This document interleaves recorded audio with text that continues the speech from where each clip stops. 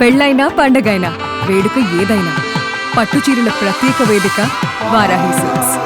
Israel, Iran ఈ రెండు దేశాల మధ్య పచ్చగడ్డి వేస్తే బగ్గుమంటుంది.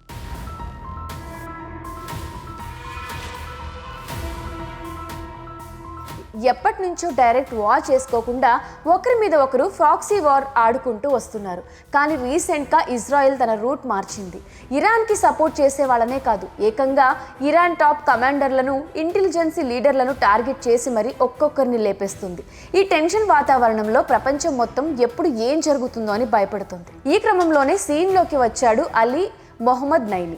ఇతను సాదా సీదా మిలిటరీ ఆఫీసర్ కాదు, ఇరాన్లోని అత్యంత పవర్ఫుల్ మిలిటరీ ఆఫీసర్ అయిన. అంటే ఇరాన్ మిలిటరీ వాయిస్ ఇతనే అనమాట. దేశం తరపున శత్రువులకి వార్నింగ్ ఇవ్వాలన్నా, ఆర్మీ గొప్పలు చెప్పుకోవాలన్నా ఇతనే మైక్ పట్టుకుంటాడు.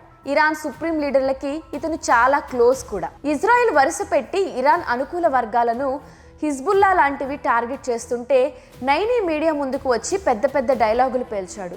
మా ఇరాన్ మిసైల్ ఫ్యాక్టరీలు సేఫ్గా ఉన్నాయి, మా ఆయుధాల తయారీకి ఎలాంటి ఇబ్బంది కూడా లేదు, ఇజ్రాయెల్కి త్వరలోనే దిమ్మ తిరిగే సర్ప్రైజ్ ఇస్తాం అంటూ వాళ్ళ అంతు చూస్తామంటూ కూడా ఆయన బహిరంగంగా వార్నింగ్ ఇచ్చాడు. ఇజ్రాయెల్ని రెచ్చగొట్టేలా స్టేట్మెంట్స్ పాస్ చేశాడు. నైని అలా వార్నింగ్ ఇచ్చాడో లేదో, అమెరికా, ఇజ్రాయెల్ ఇంటెలిజెన్స్ ఏజెన్సీలు రంగంలోకి దిగాయి. అతని కదలికల మీద కన్నేశాయి. అతను ఎక్కడున్నాడు, ఎవరిని కలుస్తున్నాడు అని పక్కా స్కెచ్ వేశారు.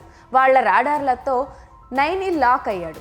డైరెక్ట్గా టైం చూసి ఫైటర్ జెట్స్ ఆకాశంలోకి దూసుకెళ్లాయి. అమెరికా, ఇజ్రాయెల్ జాయింట్ ఆపరేషన్లో భాగంగా నైని ఉన్న ప్రాంతం మీద భయంకరమైన ఎయిర్ స్ట్రైక్స్ జరిగాయి. అంటే కన్ను మూసి తెరిచేలోపు ఆ ఏరియా మొత్తం ధ్వంసం అయిపోయింది. ఆ దాడిలో ఇరాన్ టాప్ లీడర్ నైని అక్కడికక్కడే ఖతమయ్యాడు. ఈ దెబ్బతో ఇరాన్ నాయకత్వానికి మైండ్ బ్లాక్ అయింది. ఎందుకంటే తమ దేశపు టాప్ మిలిటరీ సీక్రెట్ నాయకుల కదలిక శత్రువులకి పూసగుచ్చినట్లు తెలిసిపోతున్నాయి. పైగా తమ సైన్యం గురించి గొప్పలు చెప్పిన అధికార ప్రతినిధినే వాళ్ళు టార్గెట్ చేసి చంపడం ఇరాన్కి చాలా పెద్ద అవమానం. ఈ ఘటన తర్వాత ఇరాన్ ప్రభుత్వం వెంటనే అలర్ట్ అయింది. మా నాయకుడిని చంపిన పిరికి పందల్ని వదిలిపెట్టాం, ఖచ్చితంగా ప్రతీకారం తీర్చుకుంటామని ఇరాన్ పెద్దలు మళ్లీ శపథాలు చేస్తున్నారు. ఒక పక్క ఇజ్రాయెల్, గాజా, లెబనాన్స్లలో యుద్ధం చేస్తుంటే మరో పక్క ఇలా అమెరికా సపోర్ట్తో ఇరాన్ టాప్ లీడర్ల ఏరివేత కార్యక్రమం చేపట్టింది.